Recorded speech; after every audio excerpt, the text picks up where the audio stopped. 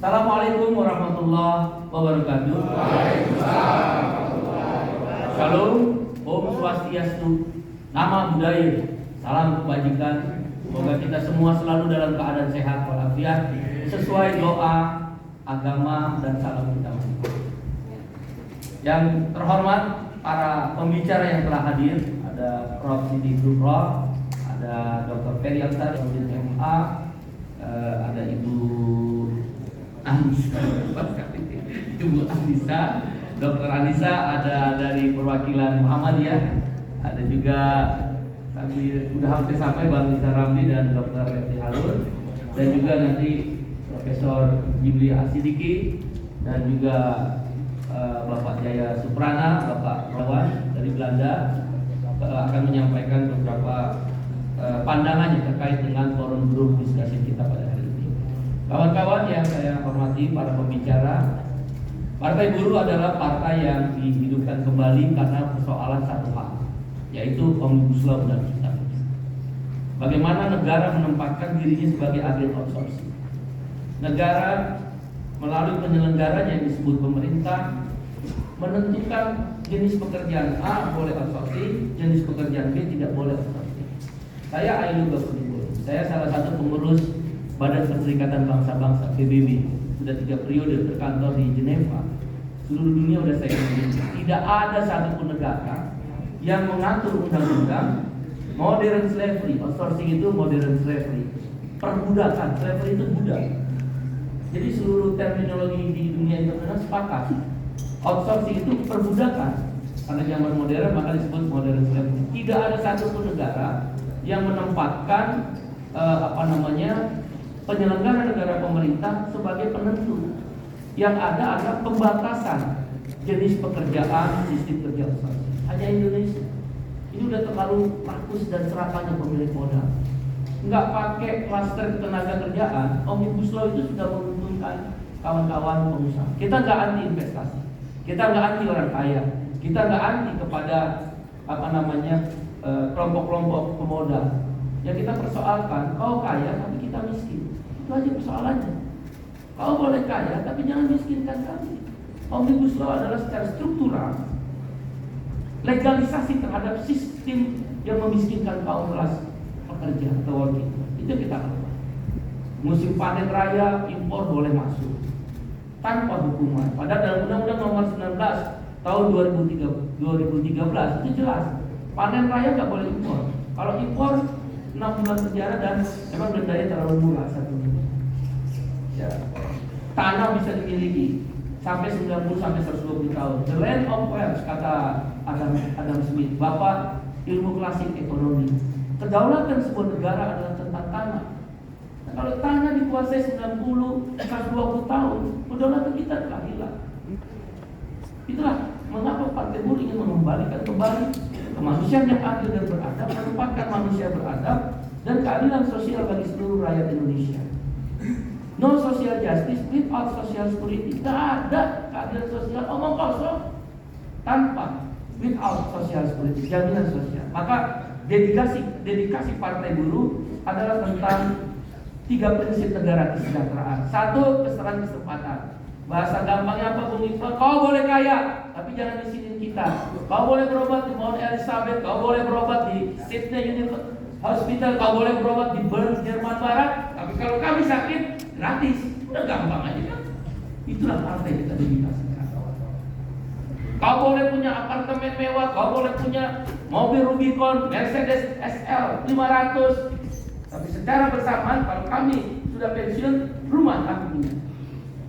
Itu kan politik anggaran, kesetaraan kesempatan. Yang kedua, prinsip kedua dalam welfare state adalah yang dibawa oleh Partai Buruh, redistribusi kekayaan yang adil dan merata. Apa bentuknya? Anti impor. Semua impor kita anti, gak ada urusan. Partai akan berjuang kalau Allah takdirkan, Tuhan takdirkan masuk parlemen di Senayan. Amin. Amin. Pasti kita anti impor. Apapun boleh dicatat. SPI adalah garda terdepan Serikat Petani Indonesia. Pro subsidi BBM, subsidi beras, subsidi yang berhubungan dengan kepentingan publik kita akan lawan untuk diperjuangkan subsidi. Itu prinsip, itu namanya redistribusi kekayaan yang adil dan merata. Terus apa? Redistribusi kekayaan yang adil dan merata yang ketiga yaitu jaminan sosial. Jaminan kesehatan tanpa serikat buruh nggak ada itu BPJS. Itulah masterpiece khidmatnya kaum buruh kepada negeri ini. Hari ini kita ingin kan kalau yang udah ada, kalau kecelakaan kerja negara bayar, pengusaha. Kalau kita mati negara bayar. Ya orang mahal mati aja mahal sekarang. Kuburan aja itu 250.000, 300.000. Tahlilan sekali tahlilan berapa Pak Jufri? 1 juta. 3 kali tahlil 3 juta. Orang mati jadi miskin. Maka kita minta jaminan kematian. Saya ditanya ke orang luar negeri di Finlandia waktu saya jadi pembicara, kenapa Anda mati di Indonesia? Karena mati di Indonesia mahal sekali mati di Indonesia. Ada waktu itu kan di Kompas memberitakan yang membuat kita bikin KAJS. BPJS itu dari pemikiran saya ketika melihat berita di Kompas pulang saya dari Jerman. Ada bapak-bapak tua menggendong anaknya naik KRL. Dia datang ke Jakarta ditolak karena dia miskin, nggak ada KTP. Dia naik KRL, anaknya udah mati nih. Dibawa ke Bogor, turun dari stasiun Bogor, ditolak juga sama pemerintah Bogor. Kan gila, anjing mati aja, kucing mati. Saya bilang waktu itu pernah, anjing mati aja tuan. Kita tunggu. Ini ada anak manusia, semua pemerintah menolak. Nah, itulah maka kita bentuk Komite Aksi Jaminan Sosial, lahirnya BPJS. Partai buruh itu kayak gini-gini aja. Yang lain-lain itu nantilah. Biarlah udah ada bikin partai. Kita kayak gini-gini. Perjuangan BPJS semua rakyat sekarang menikmati unlimited biaya seumur hidup semua jenis penyakit. Di Helsinki waktu saya pidato dan di di Stockholm itu standing across 10 menit. Negara mereka bilang, Iqbal, kami itu 100 tahun, kita 2 tahun. Memang ada percepatan. Nah, jaminan sosial berikutnya adalah kalau kita hari itu sudah dapat jaminan pensiun gara-gara ada KAJS itu sekarang setiap orang yang bekerja punya jaminan pensiun. Dulu PNS, TNI, Polri saja. Kalau nggak digini negara akan ada keserakahan, kerakusan, greedy. Persoalan bangsa kita tentang kerakusan. Tanpa omnibus kelas tenaga kerja, omnibus sudah untung buat pengusaha. Saya nggak anti pengusaha, saya nggak anti para pemilik modal. Kita butuh mereka membangun negeri ini. Tapi kau boleh kaya, tapi jangan miskinkan kita. Nah, yang akan kita perjuangkan 5: jaminan makanan, jaminan perumahan, jaminan pendidikan, jaminan pensi, air bersih, dan yang kelima adalah jaminan pengangguran. Tadi tanya sama menteri, ngapain orang nganggur dibayar? Kalau kita kerja, bayar pajak, belum terima gaji aja udah dipotong. Betul atau betul?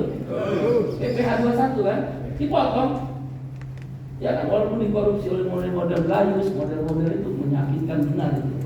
Nah oleh karena itu kalau kita nggak kerja, negara bayar. Namanya unemployment insurance. Bisa nggak? Bisa. Soalnya kalau partai buruh menang, jaminan pensiun pasti ada di sana. Kita menang dulu, saya ditantang sama Profesor Abdul Tabrani, guru besar FKM dan Mas Tom, pendiri AMI. Saya bilang, Mas Tom kasih saya satu tahun.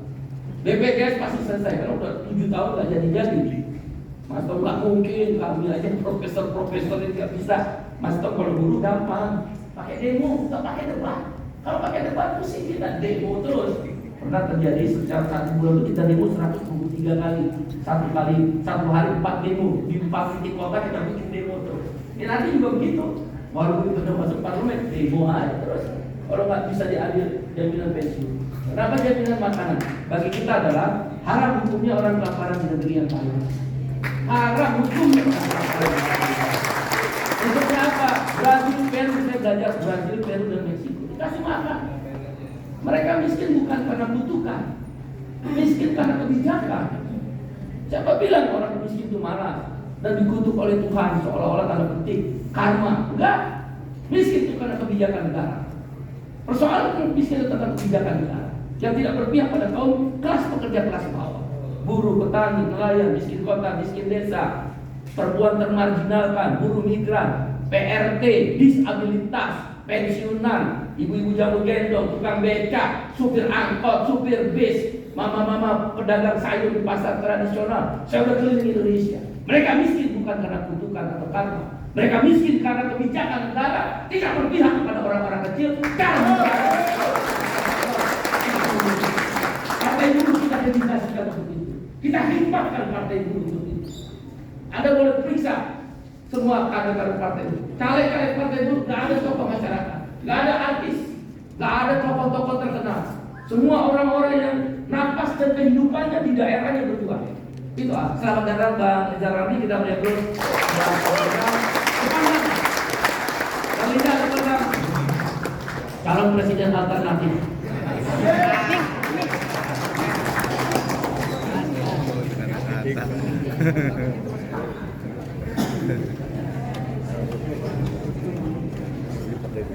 Baik, mohon izin ya. Saya lanjutkan. Oleh karena itu Partai Buruh mendedikasikan kalau dia menang perintah pertama presiden partai jaminan makanan. Bentuknya apa Bung Iqbal? Tiap bulan kita kasih orang miskin poor or near poor mendekati miskin 500.000. Kalau ada anggaran 1 juta. Saya ditanya dari mana anggaran? Kali aja 500.000 kali orang miskin 27,7 juta. Buruh kontrak miskin, buruh outsourcing miskin, petani miskin, nelayan miskin. Nelayan Pantura Barat sampai Pantura Timur, saya udah keliling ke sana, nggak ada satu pun yang punya perahu. Perahu itu napasnya nelayan, tanah itu napasnya petani, upah itu napasnya buruh. Ini yang dipikirin oleh kekuasaan, oleh para partai politik dan negara. Napas itu kita mau ambil lagi, cuma 500.000 kali, katakan bulankan 30 juta orang, 15 triliun sebulan kali 12 bulan, cuma 180 triliun. Cukai rokok berapa? 230 triliun. Ambil aja cukai rokok. 180 triliun kasih makan orang miskin itu. Gak akan bangkrut ini negara kalau kasih makan orang miskin. Sampai kapan? Sampai mati. Caranya setiap bulan beli masuk ATM. Jangan ATM bapak-bapak, kalau beli rokok lagi.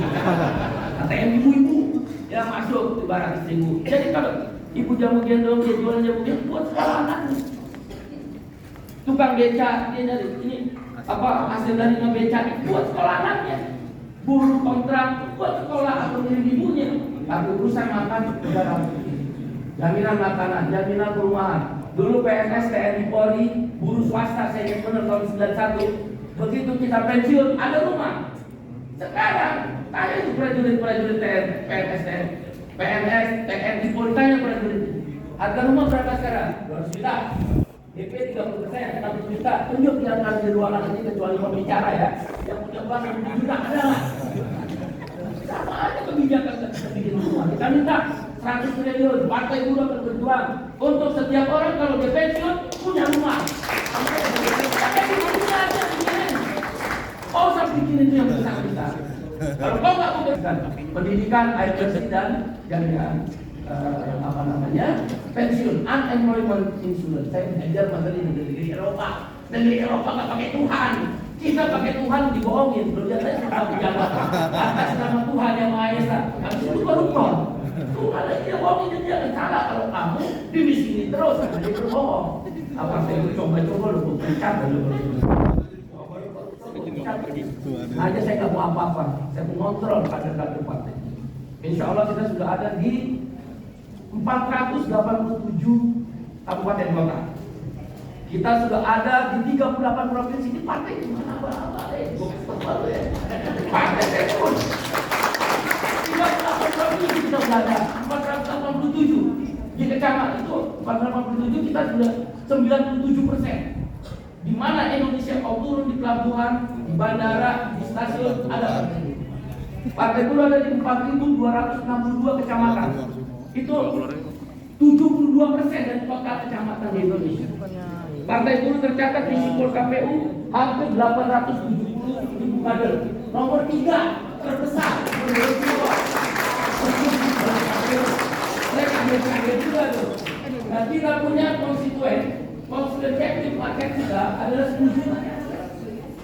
Anggota KSP kita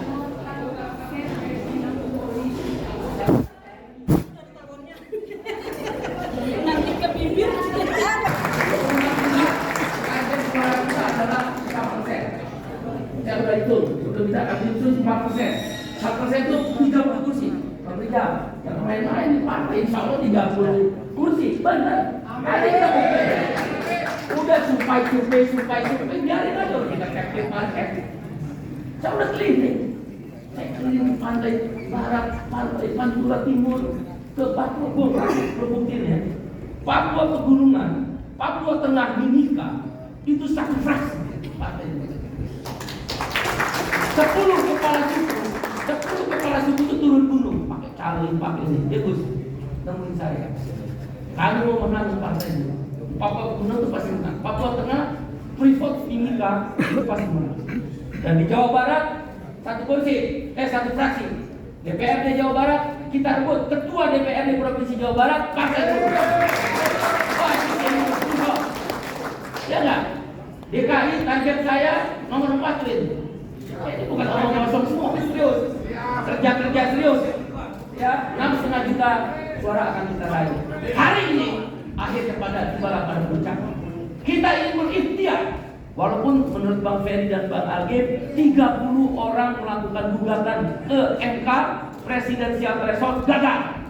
Saya bilang seperti saya ngomong sama siapa itu Profesor Hasbullah. Saya mau gampang urusan partai buruh pakai demo udah, kalau usah pakai itu kita turunin demo pokok nasional 5 juta buruh kita turun ke jalan menuntut cabut presidensial threshold. Ada 4 yang lagi kita perjuangkan, cabut omnibus law, cabut presidensial threshold 20% sampai 0%, cabut undang-undang kesehatan, mandatory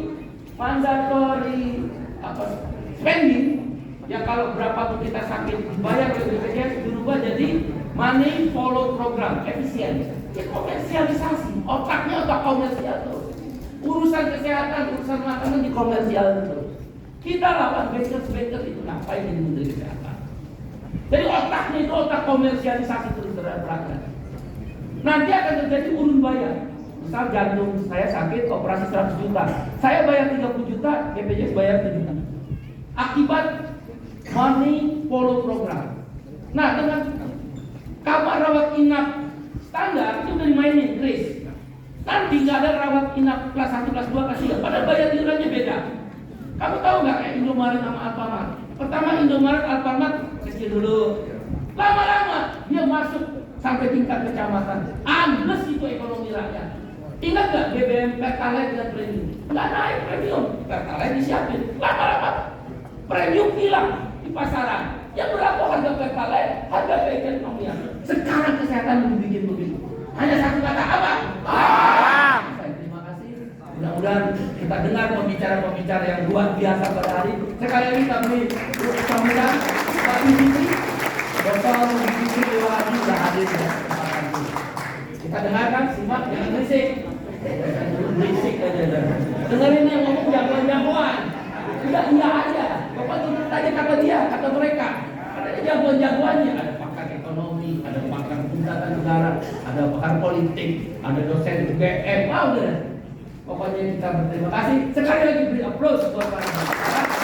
Mudah-mudahan hasil pembicaraan MPD ini kita akan bawa, karena kuasa hukum kita hadirnya juga Bang Ferry Amsari. Kita sudah melakukan gugatan partai buruh, gugatan presidensial threshold. Karena kita partai peserta pemilu, saya ingin benar Hakim Mahkamah Konstitusi bilang ini. Kalau Anda mengajukan partai buruh omnibus law dan cipta kerja sebagai standing legal standingnya, sepanjang Anda tidak ikut dari awal pembahasan sebuah undang-undang, maka Anda boleh. Nah, kita kan tidak berbahas. Mudah-mudahan kita boleh. Kalau nggak boleh kita demo kita pusing-pusing apa? Kan demo boleh kan? Boleh kan? Jangan, kita dengar dulu ilmunya. Jangan asal koprol bambu juga, nggak boleh. Nggak boleh. Dengar dulu ilmunya, kita susun gagasannya, kita maju kemudian debat. Terima kasih sekali lagi. Semoga Tuhan Yang Maha Esa memberikan keberkahan pada kita dalam pertemuan pada hari ini. Dengarkan, jangan ribut, jangan berisik. Pada kawan-kawan media, terima kasih telah hadir meliput. Kami sangat membutuhkan media. Saya kasih tahu kawan-kawan media. Media lah yang membantu kami kelas buruh waktu berjuang ke ini. Kita dengan media itu main terus TikTok, main di lapangan. Pak Dr. Rizal Ramli ini salah satu penggagas BPJS. Dia ikut tahu lah Bang Rizal. Ya, kita udah bikin buku. Terima kasih. Wassalamualaikum warahmatullahi wabarakatuh. Om Santi Om. Semoga Tuhan memberkati kita semua sesuai doa dan salam agama kita masing-masing. Terima kasih.